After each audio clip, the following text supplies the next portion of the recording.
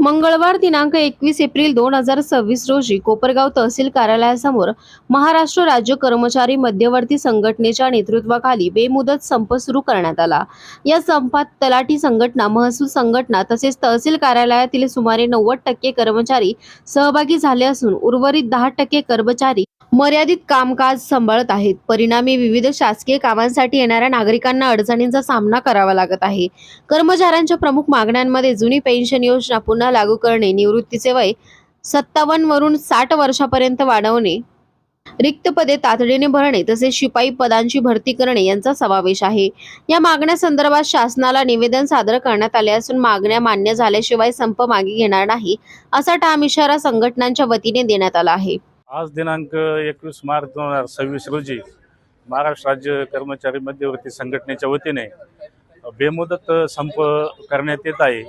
सदरचा संप हा यापूर्वी झालेला आहे, परंतु शासनाने आमच्या ज्या मागण्या आहेत, ज्या प्रामुख्याने जी जुनी पेन्शन योजना जी आम्हाला सर्व कर्मचाऱ्यांना पाहिजे ती अद्यापही मंजूर न केल्यामुळे आम्ही पुन्हा एकदा बेमुदत संपाचं आश्रय घेतलेला आहे आणि त्या माध्यमातून आमच्या मागण्या शासन दरबारी मांडत आहोत।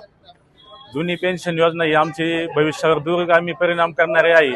जुनी पेन्शन योजना जर नसेल तर भविष्याची चिंता वाढवणारी असल्यामुळे कोणत्याही परिस्थितीत आम्ही जुनी पेन्शन योजना घेतल्याशिवाय राहणार नाही। तसेच वयवर्ष 58 जे निवृत्तीचं जे कालमर्यादा आहे ती 60 वर्ष करण्यात यावी आणि इतर ज्या मागण्या आहे, रिक्त पदे भरणे असेल, शिपायांची पदं भरणे असेल, अशा अनेक मागण्या आम्ही शासनाकडे मांडलेल्या आहे। त्या मागण्या मान्य झाल्याशिवाय आम्ही सदर आंदोलन हे मागे घेणार नाही। यामध्ये मध्य कर्मचारी संघटनेचे ज्या घटक शाखा आहे, तलाठी संघटना, महसूल संघटना या सुद्धा यामध्ये सहभागी झालेल्या आहे आणि आम्ही एकजुटीने सदरचा संप यशस्वी करणार आहोत। दरम्यान या आंदोलनाला इतर कर्मचारी संघटनांचाही पाठिंबा मिळत असून सरकारी, निमसरकारी तसेच शिक्षक, शिक्षकेतर कर्मचारी समन्वयक समिती, महाराष्ट्र राज्य कोपरगाव तालुका माध्यमिक शिक्षण संघ आणि अहिल्यानगर जिल्हा माध्यमिक शिक्षण संघ यांच्या वतीनेही कोपरगाव तालुका कार्यालयासमोर बेमुदत संप पुकारण्यात आला। शिक्षण संघटनांनी त्यांच्या 18 प्रलंबित मागण्यांकडे शासनाचे लक्ष वेधले आहे। मध्ये जुनी पेन्शन योजना लागू करणे, 10, 20 व 30 वर्षाच्या सेवेनंतर मिळणारी आश्वासित प्रगत योजना राबवणे, रिक्त पदे तातडीने भरणे तसेच अनुकंपा तत्वावरील भरती त्वरित करणे अशा मागण्यांचा समावेश आहे। सदर संपामुळे तहसील कार्यालय व संबंधित विभागातील दैनंदिन कामकाजावर मोठा परिणाम होत असून सर्वसामान्य नागरिकांची गैरसोय वाढत चालली आहे। प्रशासनाने यावर तातडीने तोडगा काढावा अशी मागणी नागरिकांकडून केली जात आहे। आज आम्ही सर्व कोपरगाव तालुका माध्यमिक शिक्षक संघ, महाराष्ट्र राज्य सरकारी कर्मचारी समन्वय समितीच्या संगनमताने अहिल्यानगर जिल्हा माध्यमिक शिक्षक संघ व कोपरगाव तालुका माध्यमिक शिक्षक संघ आजच्या या संपामध्ये बेमुदत संपामध्ये सहभागी होत आहोत। यामध्ये खास करून 18 प्रलंबित मागण्या ज्या आहेत, गेल्या 1.5 ते 2 वर्षापासून राज्य शासनाने त्याकडे कानाडोळा करून दुर्लक्ष केलेलं आहे, त्यावर कुठल्याही प्रकारची चर्चा केलेली नाही।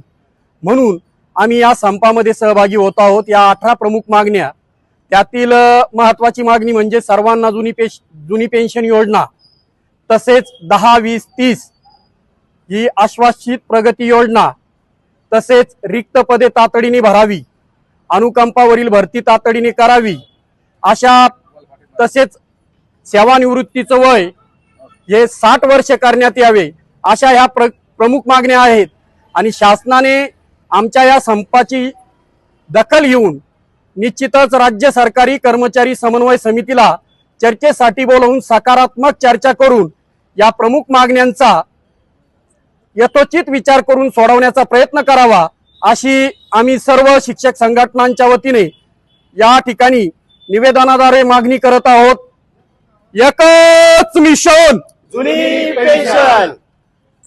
कोपरगाव तालुका माध्यमिक शिक्षक संघटनेच्या वतीने महाराष्ट्र राज्य माध्यमिक शिक्षक फेडरेशन यांच्या संयुक्त विद्यमानाने आज महाराष्ट्र शासनात कार्यरत असणाऱ्या शिक्षकांच्या 18 प्रलंबित मागण्यासाठी आजपासून आपण बेमुदत संपावर जात आहोत। त्या संदर्भात निवेदन देण्यासाठी आम्ही या ठिकाणी जमा झालेलो आहोत। वेळोवेळी शासनापुढे योग्य पद्धतीने मागण्यांचं सादरीकरण करून फक्त आश्वासना व्यतिरिक्त आमच्या पत्रात काही पडलेलं नाही। सगळ्यात महत्त्वाची गोष्ट म्हणजे जुनी पेन्शन योजना, जी आता सर्व शिक्षकांचा अधिकार आहे, ही जुनी पेन्शन योजना शासनाने त्वरित पद्धतीने लागू करावी. 10 वर्ष, 20 वर्ष, 30 वर्षानंतरची आश्वासित प्रगती योजना लागू करावी. शिक्षकांची फार मोठ्या प्रमाणात पदं रिक्त आहेत. या रिक्त पदांचा तातडीने भरती करून शिक्षण पद्धती कशा पद्धतीने सुसंगत पद्धतीने चालेल याचा विचार शासनाने करावा. हा संप शिक्षकांच्या जशा मागण्यासाठी आहे, तसंच विद्यार्थ्यांना सुद्धा चांगल्या योग्य पद्धतीने शिक्षण मिळावं यासाठी शिक्षक आग्रही आहेत. ज्या पद्धतीने शिक्षकांची भरती होईल तर विद्यार्थ्यांना चांगल्या पद्धतीने शिक्षण प्राप्त होईल. म्हणून शासनाने संघटनेशी चर्चा करून त्वरित यावर मार्ग काढावा, अशी आम्ही सर्व शिक्षक या पद्धतीने मागणी करत आहोत. शासनाने याचा विचार करावा अशी शासनास विनंती आहे. एकच मिशन. महाराष्ट्र राज्यातील सर्व शिक्षक संघटनांनी जी मागणी केलेली आहे आणि त्यासाठी आजचं जे आंदोलन आहे, तर या आंदोलनाला कोपरगाव तालुका पेन्शनर्स असोसिएशनच्या वतीने आमचा पूर्ण पाठिंबा आहे आणि आम्ही या सर्व संघटनांच्या पाठीशी एकमताने उभे आहोत. तरी शासनाने या आमच्या मागण्यांचा विचार करून आणि ताबडतोब अंमलबजावणी करावी अशी मागणी आम्ही या ठिकाणी करतो आहे. एकच वादा. कार्यालय या ठिकाणी बेमुदत आंदोलन चालू झालंय. काय मागण्या आहे यांच्या आणि तुमच्याकडे ते निवेदन देण्यात आलंय, याचा पाठपुरावा कसा करणार? आता आमच्याकडे आज रोजी राज्यस्तरीय तलाठी व मंडळाधिकारी संघटना, तसेच राज्यस्तरीय कर्मचारी संघटना, त्याचबरोबर शिक्षक संघटना आणि महाराष्ट्र राज्य पेन्शनर्स संघटना या सर्वांचं निवेदन प्राप्त झालेलं आहे. तर यांचं 21 एप्रिल 2026 पासूनचं हे आंदोलन आज बेमुदत आंदोलन आहे ना, ते आजपासून सुरू झालंय. तर यांचं म्हणणं, यांच्या वेगवेगळ्या मागण्या आहेत. त्यापैकी यांचं म्हणणं आहे की जुनी पेन्शन योजना सुरू करावी, ही त्यांची मुख्यतः मागणी आहे. त्या अनुषंगिक इतर मागण्या आहेत. आणि आता बेमुदत आंदोलन जे सुरू झालेलं आहे, तर आमच्याकडचं जवळपास 99% स्टाफ हा या आंदोलनामध्ये सहभागी आहे. जे नागरिकांना अडचणी येतील त्याबद्दल तुम्हाला योजना कशी करणार आहात, कशी तुम्ही कुठले कार्यालय चालू असणार आहेत, तर काही 10% तहसील कार्यालयामध्ये आमचा उर्वरित 10% स्टाफ जे नुकतेच लागलेले आहेत नोकरीस, अशी लोक जे आंदोलनात सहभागी नाही आहेत, तर अशी काही 10% स्टाफ आमचा आहे. तर त्यांच्यामार्फत आम्ही जी अतिशय महत्त्वाची कामं आहेत ती आम्ही त्यांच्यामार्फत करून घेणार आहोत. त्याचबरोबर जी जीवनावश्यक किंवा अत्यावश्यक सेवा आहेत, जसं की आमचा पुरवठा विभाग आहे, तो त्या चालू असणार आहेत. त्याचबरोबर नैसर्गिक आपत्तीचं आणि निवडणुकीचं कामकाजही चालू राहणार आहे.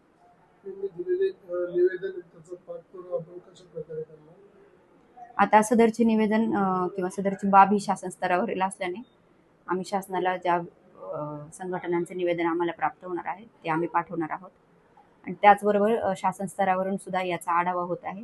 किती कर्मचारी संपात सहभागी आहेत त्यांचा पण वेळोवेळी ते आढावा घेत आहेत. आम्ही आमच्याकडून त्यांचा रिपोर्ट पाठवलेला आहे.